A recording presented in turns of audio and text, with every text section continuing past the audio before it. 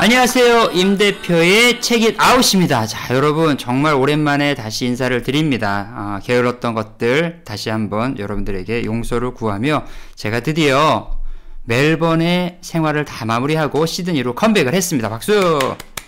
네, 죄송합니다. 그래서 자, 오늘부터 또 열심히 또 책을 좀 소개시켜 드리도록 하겠습니다. 오늘 여러분과 함께 볼 책은 돈의 심리학, Psychology of Money라는 영어 책인데요. 사실 한국어 책도 나와 있습니다. 그런데 오늘은 이 영어 책에 있는 내용들 가운데 이걸 조금 새롭게 여러분과 함께 나눠보면 좋겠다라고 생각을 해서 이 원작에 있는 내용들을 중심으로 해서 좀 살펴보도록 하겠습니다. 자, 먼저 모건 하우젤이 쓴 이 책인데요. 이 돈의 심리학은 우리가 생각하는 그냥 돈을 어떻게 벌면 되느냐 이렇게 생각하면 안 돼요. 무슨 얘기냐?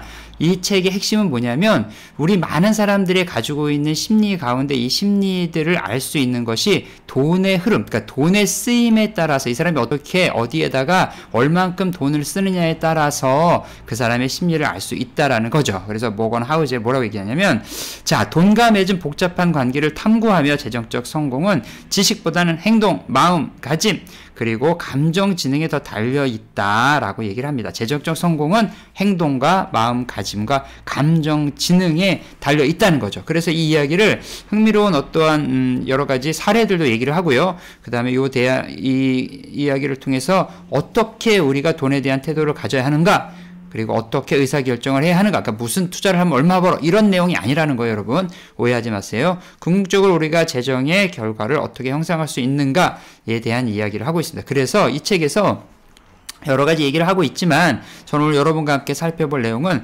핵심 주제 10가지, 이 핵심 주제 10가지의 교훈과 통찰에 대한 내용을 좀 함께 살펴보겠습니다. 첫 번째, 어떤 내용일까요? 그렇죠. 웰스라고 얘기하죠. 이 부는 뭐냐? 부는 보이지 않는다는 거예요. 첫 번째, 부는 보이지 않다. 그러니까 진정한 부는 눈에 보이지 않아요. 잘 뛰지 않는다는 거죠. 화려하게 누가 뭐를 샀어 하는 화려한 소비가 아니라 진짜 부는 저축과 투자한 돈에 대한 것들이다라는 얘기를 합니다. 그러니까 많은 사람들이 뭐 어디에 뭘 썼어, 어디에 뭘 썼어, 나는 뭐 했어, 이게 진짜 부가 아니라는 거예요. 겉모습으로 성공을 판단하지 말고 진정한 부는 재정적인 안정을 어떻게 쌓아오느냐, 특별히 저축과 투자를 어떻게 하느냐가 진짜 부로 가는 길이다 라는 얘기를 합니다. 두 번째, 컴파운드라고 얘기하는 복리입니다. 복리 들어보신 분들 계시죠? 금융하기에 있어서 가장 강력한 힘은 복리다 라고 하죠. 워런 버핏이 뭐라고 얘기했습니다. 스노우볼의 법칙, 그래가지고 처음에 복리가 작을 때 모르는데 그게 쌓이고 하면 꼭대기에서 흘러내려온 눈덩이가 밑에 가면 집채만하게 되는 것처럼 작지만 꾸준한 투자가 시간이 지나며 기하급수적으로 성장하는 것, 그래서 필요한 게 뭘까요? 인내심이 필요한 인내심. 그냥 조금 이렇게 아이고 이거 지금 뭐 안 된 거 이렇게 그냥 1회 1휘 하지 말고 작은 것에 그냥 뭐 장 좋았다가 또 낙담했다 하지 말고 크게 인내심을 가지고 길게 봐라. 일찍 투자를 하고 그렇기 때문에 시간을 내 편으로 만들어야 된다는 거죠. 시간이 당신을 위해서 일하도록 하십시오 라고 얘기를 합니다. 세 번째, 재정적 성공은 지식보다 행동에 달려 있다는 거예요. 많은 거 아무리 알면 뭐합니까 여러분. 운전면허 책 100번 보면 뭐합니까. 장롱면허면 소용없습니다. 행동하십시오. 행동. 좋은 돈 관리의 핵심은 기술적인 전문성보다는 감정과 습관을 통제하는 데 있어요. 이게 중요해요.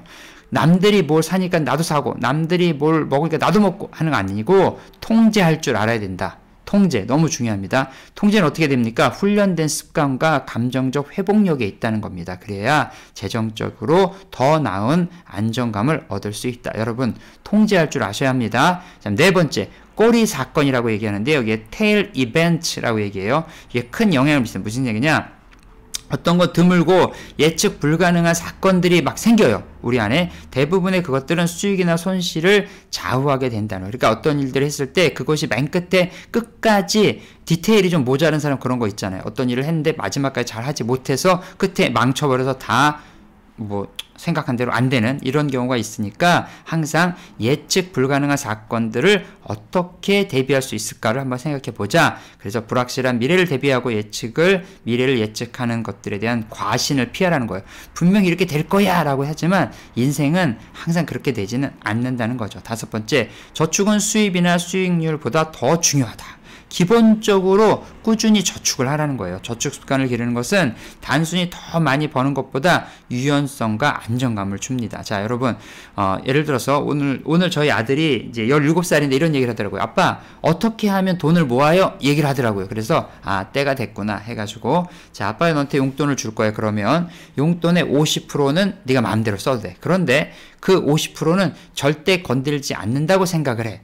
갑자기 긴장을 하더라고요. 용돈도 얼마 안 되는데. 하지만 그렇게 시작을 하는 거예요. 50%는 써도 되지만 50%는 쓰면 안 된다. 그 중에서 그 50%에서 그걸 또 나눠서 뭐 25%, 25% 나눠도 되고 20대 30 나눠도 되고 그 50 안에서 이제 퍼센트도 나누는 거지. 그래서 꼭 필요할 때, 뭐 생일이거나 이벤트거나 뭐 정말 필요할 때 써야 될 돈을 두고 나머지는 또 절대 건들지 않고 뭐 어떤 이러한 자신만의 저축에 대한 것들을 만들어가는 또 하나의 좀 뭐라 그럴까요? 방법이 좀 있어야 된다는 거죠. 자, 6번째, 합리적보다는 합당한을 생각해라. 여러분 되게 중요해요. 합당한. 완벽하게 또 합리적인 결정을 내리는 것들. 내가 생각할 때 이건 합리적이야. 예를 들어 저거예요. 내가 오늘 너무너무 열심히 하루 살았으니까 오늘 나를 위해서 그냥 멋진 거 한번 또 내가 또 비싼 거 한번 먹어줘야지. 예를 들어서 내가 1년 동안 열심히 수고했으니까 해외여행은 또 한번 가줘야 되지 않겠어. 이런 것들 하지 말라는 거예요.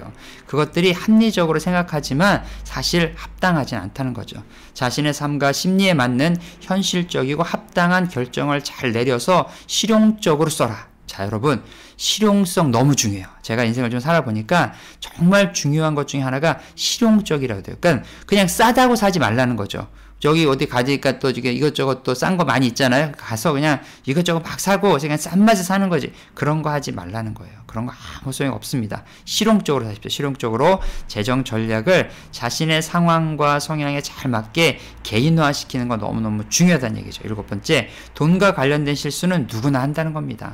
그러니까 돈 때문에 여러 가지 뭐 누가 빌려줬다 떼이기도 하고 잘못 투자했다 망하기도 하고 하는데 그런 것들은 누구나 하니까 모든 사람들이 재정의 실수를 한 번은 하니까 이를 이해하고 다시는 그렇게 하지 않도록. 자, 실수가 많아지면 실력이라고 했어요. 실수가 많아지면 그러니까 이것들이 실력이 되지 않도록 내 스스로를 잘 조절하는 능력이 필요하다. 그러니까 좌절하는 대신 학습의 기회로 받아들여라. 이렇게 얘기를 한다는 거죠. 좋아요. 자, 8번째, 부는 장기적인 게임이다. 자, 부를 얻는 거, 그러니까 재정적으로 뭐 독립을 한다든지 뭐 이렇게 살만한 여유를 얻는 것은 단기간에 하려면 안 돼요. 그럼 로또 사는 거예요. 그럼 또 망하는 거죠.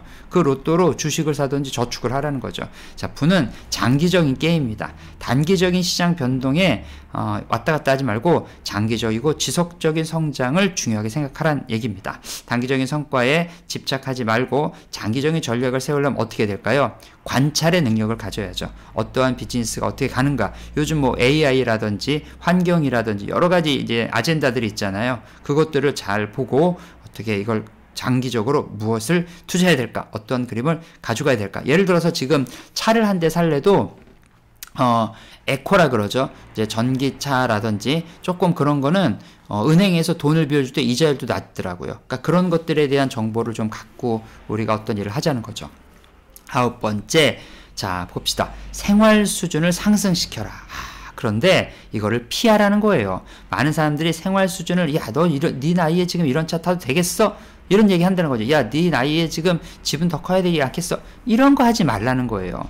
소득이 늘어날수록 지출도 함께 늘어나면 결국 재정적으로는 어떻게 됩니까? 진전이 없어져요. 그러니까 소득이 늘어날 때는 어떻게 돼요? 지출은 그대로, 그래 나머지는 저축이나 투자에 쓰라는 거죠. 겸손하십시오. 지출 습관을 통제할 줄 알아야 된다. 마지막으로 10번째는 뭘까요? 돈은 가치관과 정체성을 반영한다는 거예요.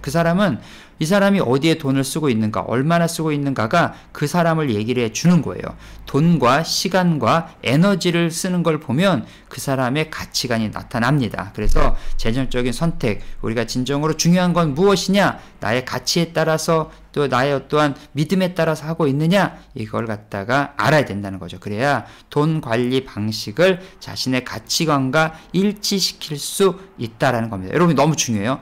명심하세요. 돈, 시간, 에너지 여러분이 가치 있다고 생각하는 것에만 투자하십시오. 엄한 사람 만나서 시간 나눠주지 마세요. 쓰잘데없는 거 사서 돈 낭비하지 마세요. 에너지 또한 똑같아요. 뭐 별로 자기한테 영양가도 없는데 그냥 여기저기 다니면서 계속 에너지 낭비하지 말라는 거죠. 자, 그래서 보건하우젤이 10가지의 좀 이 전체 돈의 심리학에 있는 내용 중에서 10가지를 제가 좀 추려봤는데요. 이것은 수학과 경제학을 넘어서 통찰을 얘기해요. 통찰. 세상이 어떻게 돌아가는지를 봐야 된다는 거죠. 재정적 성공을 이루는 행동과 사고 방식에 집중한다는 거예요. 인내하고 실천하고 감정을 잘 관리하고 불확실성을 잘 이해하고 돈을 개인적인 가치와 또 일치시킬 때 우리는 더 건강하고 효과적인 돈 관리를 만들어 가면서 중요한 것은 여러분의 삶을 더욱더 안정적으로 만들 거라는 겁니다.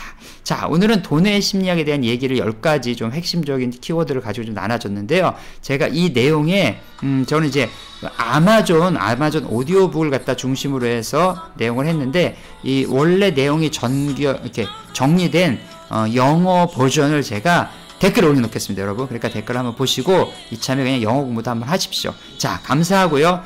임 대표의 책잇 아웃은 이제부터 더 열심히 하도록 하겠습니다. 다음에 다시 만나요.